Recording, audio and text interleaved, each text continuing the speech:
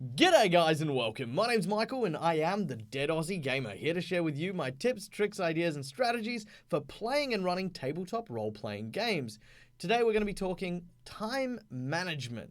This is probably one of the most complex tools in a GM's toolbox, but if they get it right, it can make all the difference in your campaign. There are so many aspects to time management when we speak about it, but we're going to be talking about the three major forms of GM time management. Number one, organizing your game. Number two, pacing your narrative. And number three, timing your characters' interactions, whether it be in combat or in roleplay. We're going to be talking about managing that. So first up, organizing your game. Now, a lot of people ask me, what's a good session length? I don't think there is a good answer for that. It'll always depend on what system you're playing, who's at the table. I mean, if you've got a bunch of young fellas who are trying to get in on a game during a uni holiday, you'll have a great game. You could have a 8-hour session and it'd be fun, it'd be fantastic, and it'd be absolutely amazing. Then again, you could have people like me who work pretty solid jobs, and trying to get your friends over is a bit of a trek, and no one wants to drive 4 hours to Greg's house because Greg lives in the sticks. But at the same time, when you get together, you can still enjoy your, 2-hour session. So what is the best kind of game? Well, look, for me, in terms of time management for my organization, 2 to 4 hours is where you find a happy medium. Let's say, for example, we start at 7 p.m. We have everyone around, we meet up for dinner, we, sort of catch up a little bit. We start playing by about 7:30. 7:30, we play for a solid 3 hours, 10:30 wrap up. By the time people head home and do their own thing, it's 11 o'clock, which is not an unreasonable time, even on some weekdays. So, again, between 2 and 4 hours, that's pretty much where I live as an adult. This being said, however, we have had our public holidays that have run over very long weekends, and we have absolutely done sessions which have been, well, I think the longest one I did that wasn't the Guinness World Record was a 12-hour session, and that one took a lot out of us. So here's my advice: 2 hours, great time. Anything less, you want to use a very simple system. A quick, fast, and a simple game. If you go longer than 4 hours, make sure you have regular breaks, stopping to do something else in between. Don't just go from game to toilet break to game again. Go game, toilet break, have a couple of snacks, stretch. Maybe take 15, 20 minutes to just, hang for a bit and just socialize. Talk about what has just happened rather than just gearing up to go and continue. Mental fatigue is a real thing, and it is something that definitely does hinder a lot of long-running games if they go for too long in a single sitting. So, that's probably my advice for organization. The second element, pacing your game. Now, when we look at the amount of time that we spend doing stuff, we need to look at the amount of time we spend in any particular aspect of the game, whether that's a skill challenge, a narrative challenge, a plot twist, combat. These things and more will constantly determine how much time we spend doing anything in particular. If you have an incredibly narrative-driven game where everything is all about role-playing, you will find that your players will make their way through the adventure a lot quicker than simply going from a combat fight to another one to another one. Now, allow me to explain how this works. I know some of you have already gotten it, but for the people who need the maths, let's do some maths. So, let's say, for example, that we are playing in our standard 2-hour session. So, 2-hour session, that is 120 minutes. Okay? So, with 120 minutes involved, what we then do is we then divide that 120 minutes by 5. Now, why do we do this? Because there are 5 people at the table on an average table. GM, 4 players. There could be more, in which case the maths will change. So 120 divided by 5 is, very easy, 24. Which means that every single person at the table, ideally, in a big idyllic world, will have 24 minutes to themselves to engage in some way, shape, or form. If we do this in combat, then we have our rounds of combat where everyone has a turn. The GM has a turn, this player has a turn, that player has a turn, that player has a turn, that player has a turn.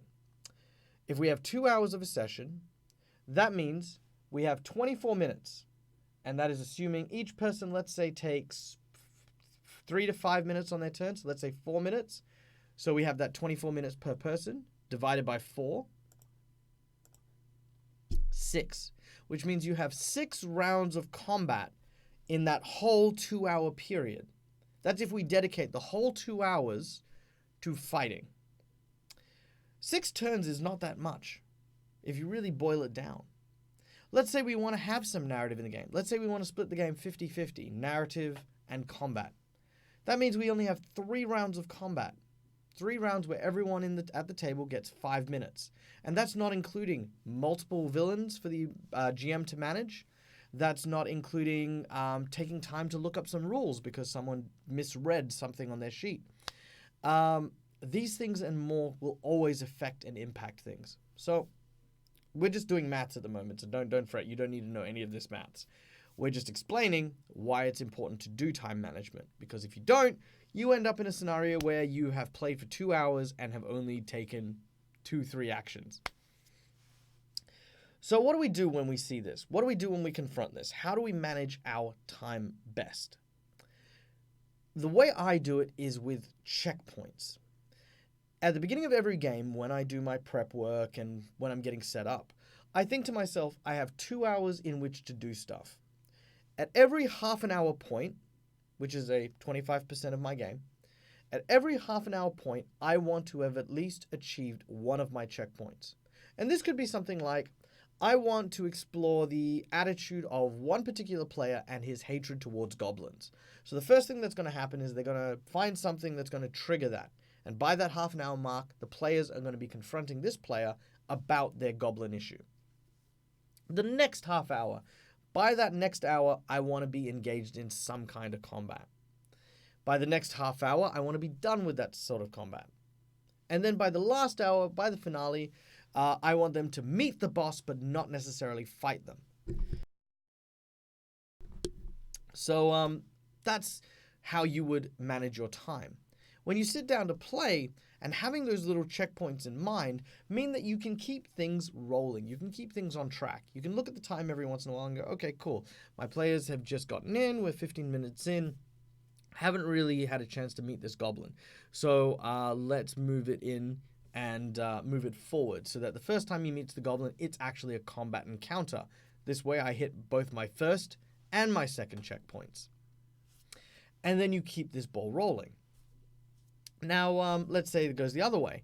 So once I've started combat early, the combat finishes early. I ended up at the boss too early. Oh no, what do I do? Well, now's a great chance for some roleplay. Let's drag it out a bit. The boss will have his moment. He will do his monologue. He will strike a conversation and engage my group. Till I meet that 2 hour mark, I say roll initiative and I come back next week. It's a very hard thing to do, this level of time management, because the pacing requires A, a great and firm understanding of the plot that you want to tell, B, a good understanding of how your players may react to the scenario you present them, and C, it needs for you to be able to keep track of the time during moments where you will be engaging the group. I mean, I don't know about you, but when I'm sitting there talking to my players, when I'm really getting into the story, I every now and then go, okay, cool, this is what we do, you know, fireballs rain from the sky, oh, that's really cool, you pull out your sword and you've deflected the ogre's attack, and, wait, what time is it? Oh, the ogre dies. He only got hit once. Yes, okay, he had gangrene. You know, sometimes that happens. You ain't gonna avoid it. What you can do is you can, by keeping an eye on the time, try to mitigate it a bit. Make it feel like, you know, they've done stuff. Hell, if you need to cheat, that's what the GM screen's for. And we did a video on cheating before, so there you go. Go have a look at that one. All right. So we've covered how to organize your games. We've covered a big wall of maths. I didn't want to do it, but I feel like it was important to understand that. We've also done how to keep an eye on the time. Lastly, what I want to talk about is running and keeping the pace with your players. This is through either roleplay or through combat. Now, combat's very easy because we have our initiative tracker. It's your turn, it's this turn, it's your turn, it's this turn, so on and so forth. But when we get to roleplay, sometimes we can often leave things to the wayside. We can forget that our players have a chance to do stuff. We can get so caught up in describing something or so caught up in one particular roleplay that someone might miss out. To that end, one thing that a good friend of mine does for his games is he has a roleplay initiative tracker where he will constantly go back and approach each individual person in turn as if he were rolling initiative. This is not a terrible idea. This is a great way to make sure that everyone still gets to have a piece of the adventure by the time the adventure ends. The trick to it, I suppose, is knowing when to end an engagement with a player. Let's say we're engaging with someone who has really gotten into the story, and we've spoken to them for the last 5 minutes, maybe 10 minutes, solid, just them interacting with the monster or interacting with the NPC. You want to move it on. How do you do this? For me, the answer is always cliffhanger. Always leave them on something to get them thinking. If you leave your players and you switch gears to another player, and that first player has nothing to think about, they're just going to be bored. They're going to sit there and they're going to be like, yeah, okay, cool. You know, I opened a door and there was this room and it was filled with this stuff. I want to go to the next room, but I'm not allowed to yet because this guy's got to have his turn first. Instead of making the beat at the midpoint, at that dropped point, you want to put it at the highest point of tension. You open the door, and as you do, the light streams in. We'll come back to that. Over here, we're now going to talk to this person. What this does is it gets this person excited.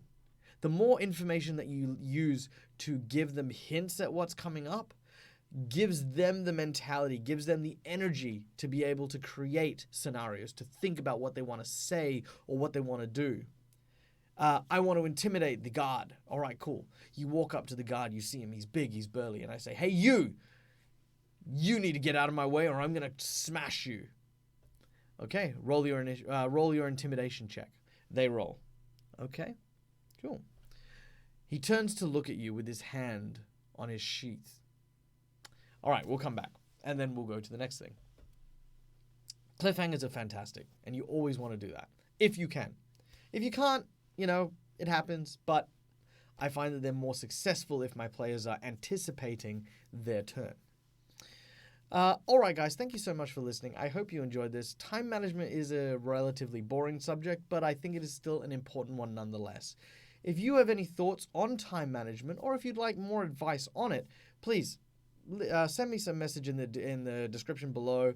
I'll try and respond to as many as I can. And of course, go and support all of our awesome stuff. Go visit us on Discord because you can reach out and chat to me there. We have a really great community of people who talk about tons of really cool and interesting topics constantly. And of course, if you want to support the Deadaussiegamer, head on over to our Patreon page at patreon.com/Deadaussiegamer, and you can support us there. Till next time, guys, as always, game hard or die trying. See yas.